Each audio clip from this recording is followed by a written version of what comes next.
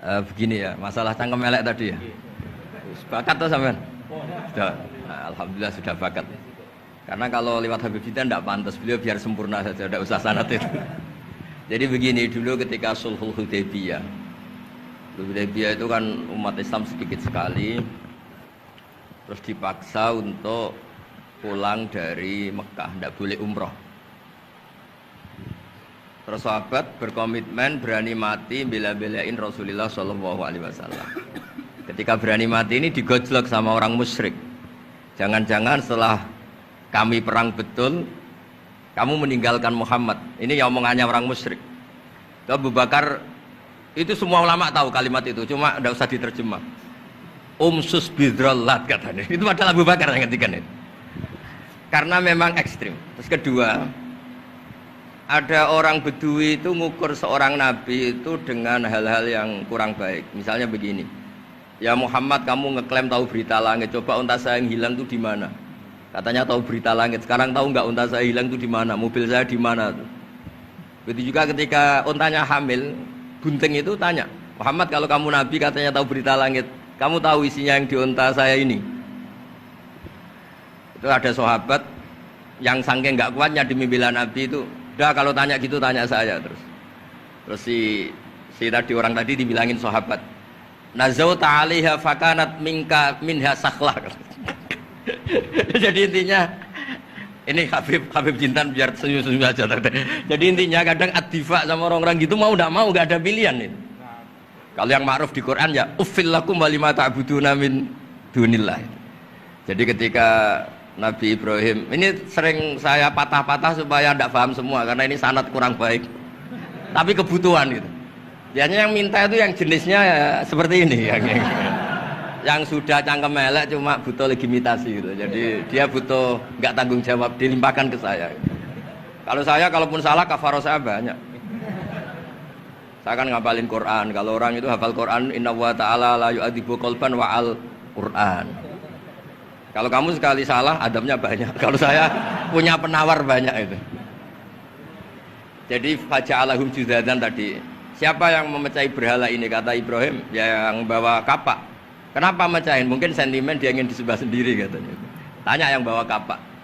Kata orang-orang kafir, kamu kan tahu berhala itu tidak bisa ngomong, masa disuruh nanya gitu. Otak kamu di mana? Enggak bisa ngomong, enggak disuruh nanya. Otak kamu di mana? Terus Ibrahim balik. Ya balik apa? Balik ngendikan, balik mengatakan uffil lakum. Otak kamu lalu di mana? Kayak ditanya aja tidak bisa jawab kok kamu sembah. Jadi di beberapa kesempatan sahabat belain Nabi sampai gitu. Jadi banyak orang Bedui, orang-orang peradaban, karena Nabi itu memang nyatanya mendapat berita dari langit. Mereka terus itu dijadikan alasan. Unta saya hilang di mana Muhammad? Ini di mana? Unta saya ini hamil itu bentuknya kayak apa? Katanya kamu tahu berita langit. Masa gini aja enggak tahu? Ya terus tadi.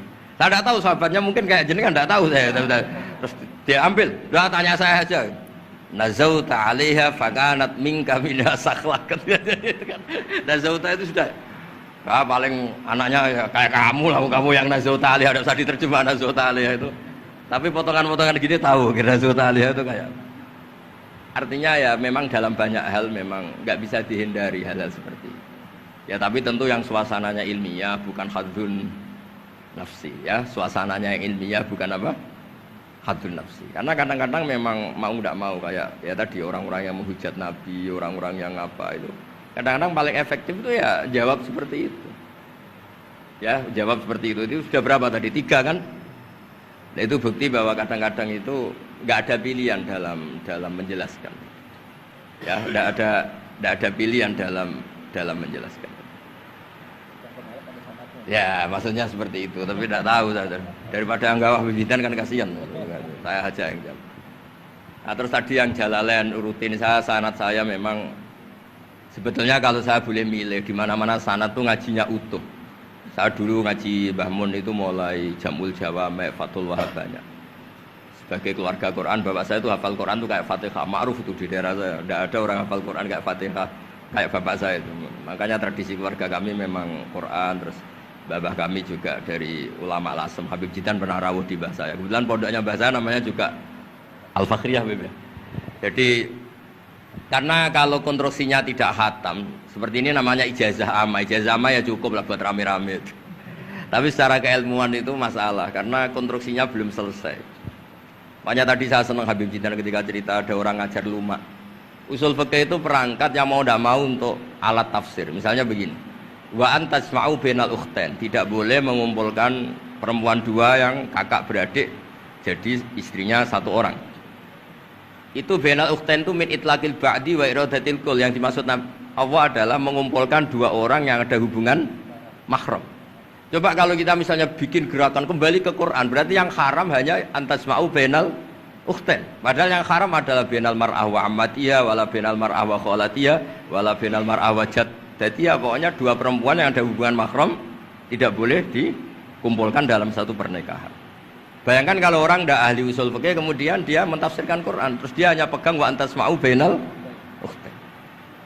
Itu juga anak tiri. Ada aturannya, lafadz yang keluar karena ghalib itu tidak punya makna. Misalnya begini, anak tiri yang nggak boleh dinikahi adalah waroba ibu kumulati fi hujurikum, anak tiri yang serumah. Padahal anak tiri serumah tidak serumah, kalau ibunya sudah kamu kumpulin kan tidak boleh dinikah. Lalu kata fi hujurikum di sini adalah yakhruju makhrujal ghalib. Ya umumnya anak tiri itu serumah, tapi bukan punya ikatan apa? Hukum. Nah, hal seperti itu kan riskan kalau kita tidak mengaji usul fikih, apa kaidah fikih. Misalnya gini, ada ular di dalam, terus kiainya bilang, Jamal ambilkan tongkat. Terus kamu karena nggak dipanggil namanya, terus nggak ngambil tongkat. Oh yang dipanggil Jamal bukan saya. Ini santri geblek dah. Sebenarnya kata manggil itu qaulun nabi li ahadin min ashabi itu qauluhu lil jami'. Yang hal-hal yang baik, yang darurat, siapapun yang bisa melakukan harus melakukan itu meskipun nggak dipanggil. Coba semua wiridan, ya Mu'ad inni uhibbuka fakul dubura kulli sholatin Allahumma a'inni ala dzikrika wa syukrika wa husni ibadatik. Sebagai riwayat fala tada'anna dubura kulli sholat. Terus kamu bilang nama saya ada Mu'ad, berarti tidak kena ijazah itu. Itu harus ada analisis usul fikih. Kalau enggak ya habis kita.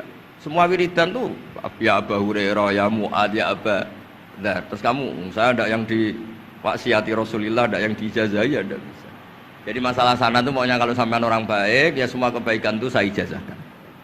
Ya tapi tentu beda yang ngaji betulan sama yang ngaji begini-begini itu. Ya memang seperti itu, karena kalau ingin jadi ulama konstruksinya memang harus utuh. Karena tadi ada usul fikih, ada kaidah fikih, ada macam-macam kayak tadi wa antasma'u bainal ukhtain. Itu ya zaman Nabi Sugeng sudah nambahi wala bainal mar'ati wa ammatiha. Tidak boleh menikahi istri dan budenya atau bulenya. Nah, kenapa Nabi tidak bilang wala bainal mar'ati wa jaddatiha? Kayaknya orang kelainan kalau kepikiran seperti itu. Loh, kalau bule itu masih masuk lah. Ya misalnya istri kamu 17, bulenya 27 kan kok cantik budenya kan masih bisa mikir gitu. Tapi kalau istri kamu 20, mbahnya 80 kok kepikiran itu kan. Sehingga di hadis memang hanya wala bainal mar'ati wa ammatiha, wala bainal mar'ati wa kholatiha. Nabi tidak mengatakan wala bainal mar'ati wa jaddatiha. Kayaknya kalau orang normal tuh tidak kepikiran itu. Ya tapi apapun itu nyatanya Quran hanya wa antasma'u bainal ukhtain. Itu kalau nggak dijelaskan pakai usul fikih, ini min itlaqil badi wa iradatil kul secara balaghah. Ya, itu kan tidak bisa. Nah, di sini pentingnya ngaji khatam. Makanya saya suka ngaji Jalalain dengan penjelasan fikih, penjelasan usul fikih, karena supaya orang tuh tahu lah bahwa maknani Quran tadi seperti yang didhawuhkan Habib Jindan itu. Ya kalau kamu tidak menguasai betul terus akhirnya ngomong menurut saya, Quran kok menurut saya, menurut perasaan saya tidak bisa. Kata Habib Jindan kok biroihi, ya sudah pesan tiket di neraka. Ngeri kan? Apalagi sudah biroihi dapat penghormatan, dapat uang, dapat panggung. Islam kok menurut saya, loh ini Islam yang menurut Rasulullah, Islam kok menurut saya. Makanya ini saya fanatik bahwa kitab tadi saya tunjukkan ke Habib Jindan beberapa kitabnya Sayyid Muhammad yang menyebut mbah beliau apa supaya mudawan. Dulu itu ada orang alim alama namanya Les bin Sa'ad. Kata Imam Syafi'i, "Al-Laits afqahu min Malik illa annahu dayya'ahu ashabu." Imam Les secara fikih itu lebih alim dibanding Imam Malik, tapi dayya'ahu ashabu. Murid-muridnya enggak menulis. Andai kan Habib Salim tidak punya putra Habib Novel, tidak punya cucu Habib Jindan, mungkin orang enggak bakas lagi Habib Salim. Bazuber andai kan tidak punya putra Mbah Mun, orang juga nggak bakas lagi Bazuber. Bapak saya Kiai Nur Salim andai kan tidak punya putra saya, mungkin orang sudah lupa. Dulu ini cerita yang paling ekstrim. Dulu Nabi Ibrahim pernah dikira Yahudi. Karena punya keturunan namanya Yahuda bin Yakub bin Ishak bin Ibrahim. Ketika Yahuda punya perilaku tertentu seakan-akan itu dari mbah-mbahnya. Baru setelah Rasulullah SAW memaklumatkan ad-dinul hanif, ad-dinul Islam millatun hanifiyah, millata abikum Ibrahim. Baru terpulihkan nama Ibrahim. Makanya kalau dalam nasihat Arab itu kama takarroma bi Muhammadin Adnan. Dulu orang tuh nggak tahu Adnan itu siapa, Qusay itu siapa, Kilab itu siapa. Gara-gara punya cucu yang bernama Rasulullah Muhammad SAW, Sayyidul Khalqi, orang nyari-nyari Abdullah itu siapa, Abdul Muthalib itu siapa, Hashim itu siapa. Akhirnya diketahui Sayyid Abdul itu orang yang ganteng, perilakunya baik. Abdul Muthalib itu orang yang pertama sering makan-makan, ngasih makan orang haji gini-gini. Dikatakan Syaibatul Hamdi karena terus orang ini dikatakan wasumia fisul bin Nabi sallallahu alaihi wasallam dzakara wa ta'ala walabba. Ini dikatakan Qusay litaqasi fi biladi qudaatal qasiyah. Terus dikatakan Kilab likasrati takalubi fil ardi karena orangnya aktif, sering berjuang di mana-mana. Terus jadi makanya kalau jenengan punya anak, punya cucu, doakan jadi orang baik. Karena status Anda ini tertera cucu-cucu Anda. Lho nggih misalnya bapaknya sampean alim terus putune nak domino di situ, mabuk-mabuk di situ. Itu disatakan makam keramat apa tempat mabuk. Nah, makanya dzurriyyah ini penting. Makanya ketika Allah memberi hadiah pada Rasulullah Muhammad SAW kepada semua nabi, itu disebut wa ja'alna dzurriyyatahu humul baqin. Ketika dikatakan kalimat tauhid juga wa ja'alaha kalimatam baqiyatan fi aqibi. Makanya ukuran orang baik itu ya anaknya, cucunya, apa-apanya. Karena ini yang meneruskan status kita. Ya jelas ya. Itu kalau Anda ini ngaji khatam, konstruksi itu tahu. Tapi kalau tidak khatam, ya hanya modal qabilna terus. Ya tapi ya gak apa-apa daripada sama sekali. Malah yudraku kullu la yudraku. Nggih, kersane disambung Habib Citra. Mau kersane kula ikut dengarin. Yang kembali ada usaha, ada aja, jenengan nggak patut yang itu, yang sanad aja.